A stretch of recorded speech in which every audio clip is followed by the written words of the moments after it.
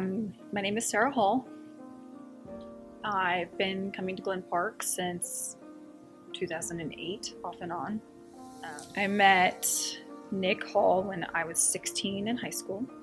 He was expelled from South and I was expelled from campus, and we just kind of became best friends, and then best friends turned into a relationship.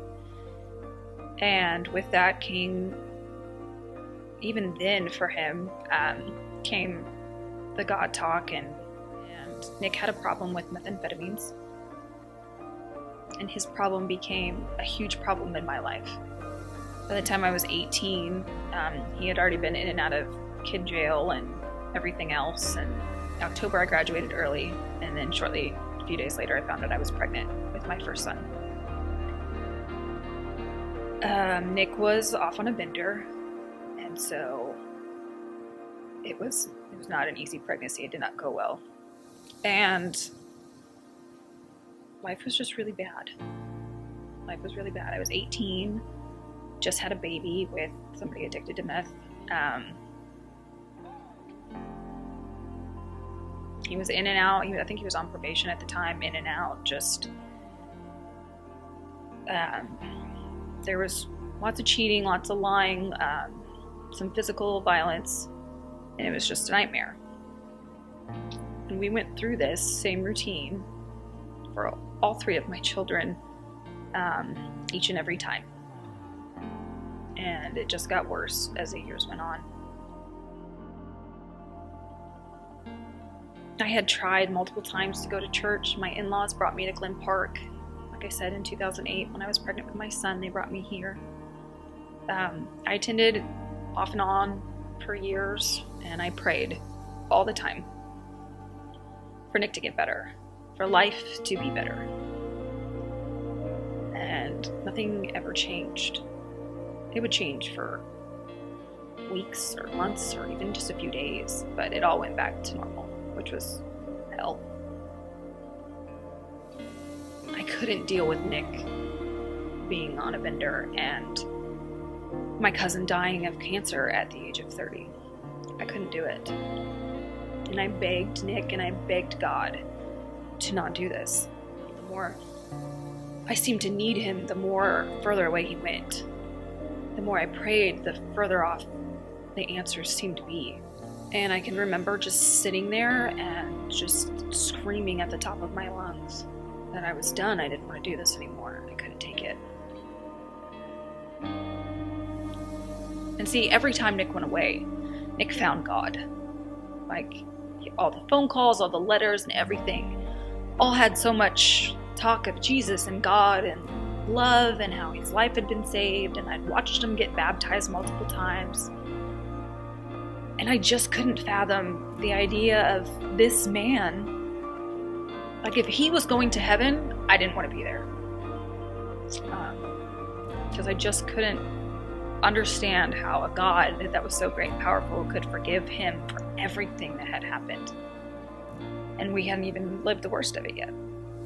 You know, we started to get better when he was gone, and we started talking and trying to work on things, and once again he had found God, and I thought this was the answer to my prayers. But it wasn't. I found out I was pregnant in October of 2015, right after my birthday. And how sad it was is that I sent the picture of my pregnancy test that was positive to my little sister. And I asked her, "Are you ready to do this with me again?" November of 2015, when I was pregnant, I got in a fight. It was a domestic violence issue. And I lost a baby. I was pregnant with twins when I was pregnant with Bentley. And that night I lost one. It happened in the chaos of being robbed at the bank twice. It's really hard to have a job and then to get robbed at that job and then to wonder if your husband did it and hope to God not that your husband did it, because that would be awkward for you. All while being pregnant and losing a baby. It didn't get any better. Nick went off the wagon again. Now I have 3 kids. And my oldest 2 that had been young enough to always tell him that daddy was away at work or he was out of town, or now they were old enough to know where he was and what was going on. And that the people showing up at all hours of the night at our front door or our garage door were not friends. They were bad people. There was no lying to them anymore. And Bentley was too little to know any different. He just loved his daddy, and now his daddy was gone. After I had Bentley, I went on antidepressants.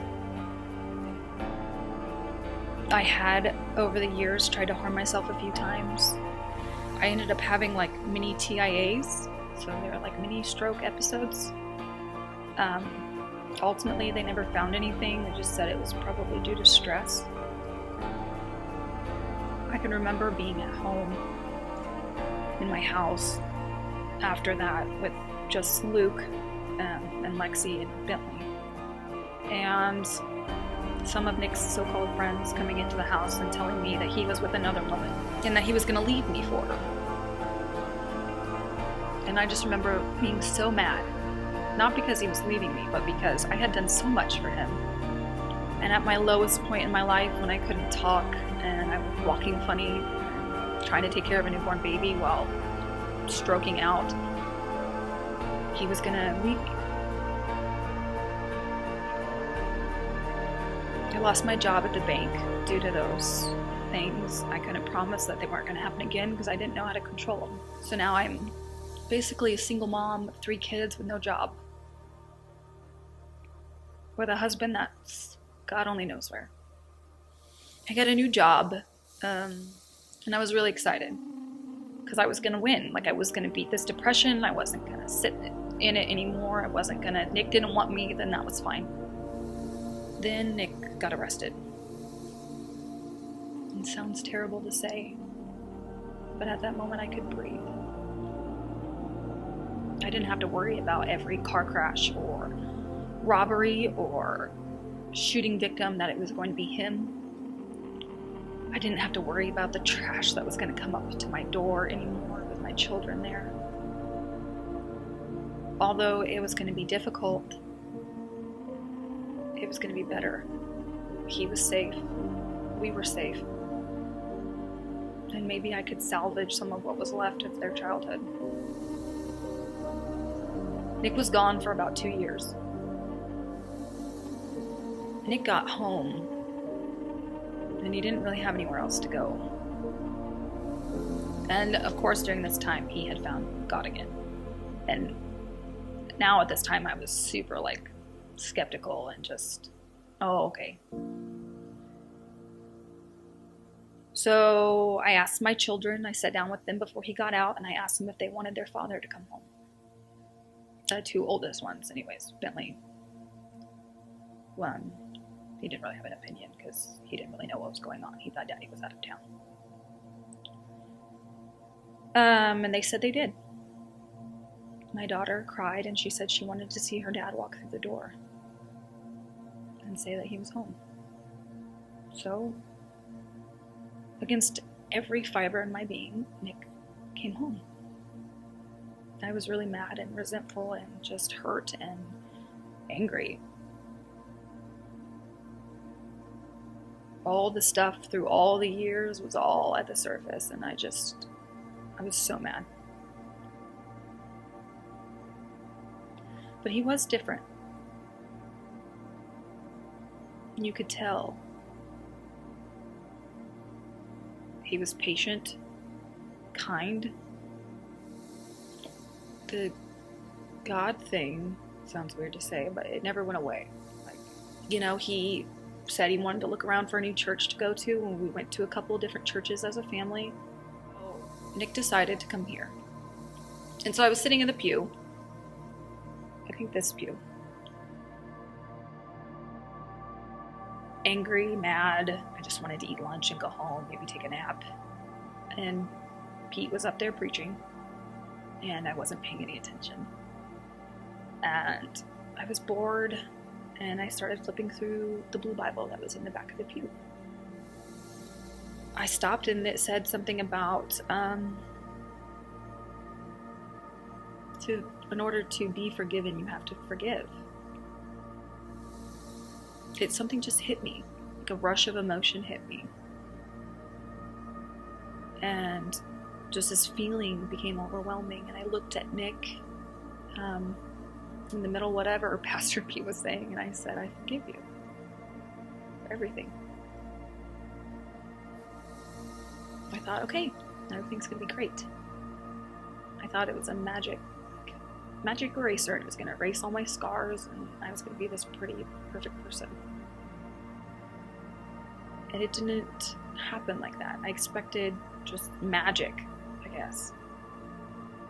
But I was soon aware.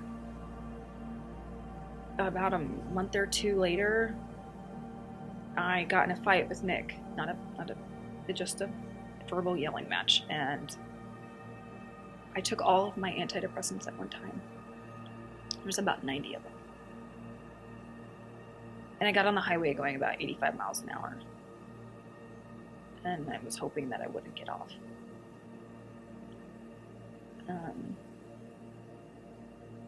I just remember screaming at the top of my lungs again, why? Like, why me? Why can't I let this go? Why can't I be normal? Why can't I really just truly let it go?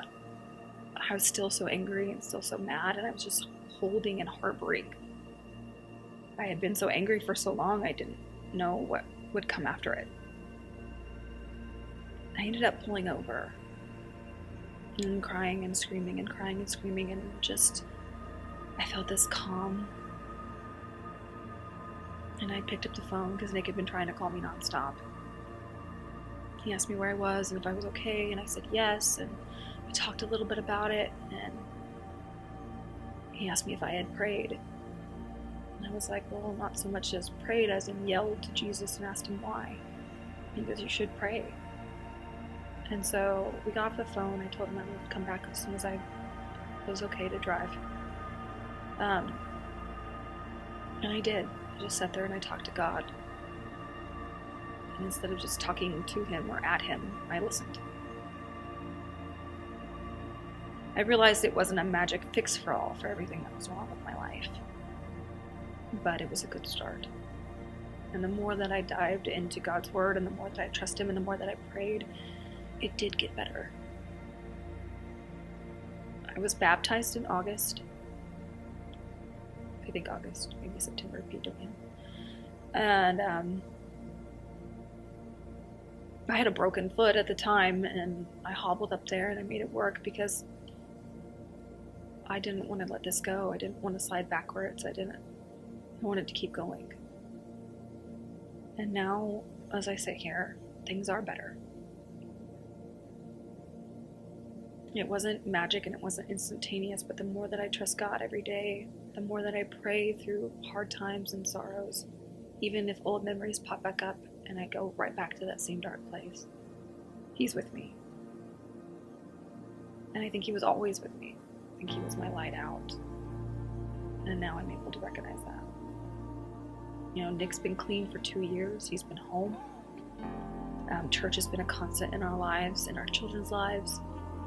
We're rebuilding everything, including our marriage, the relationships that he has with our kids.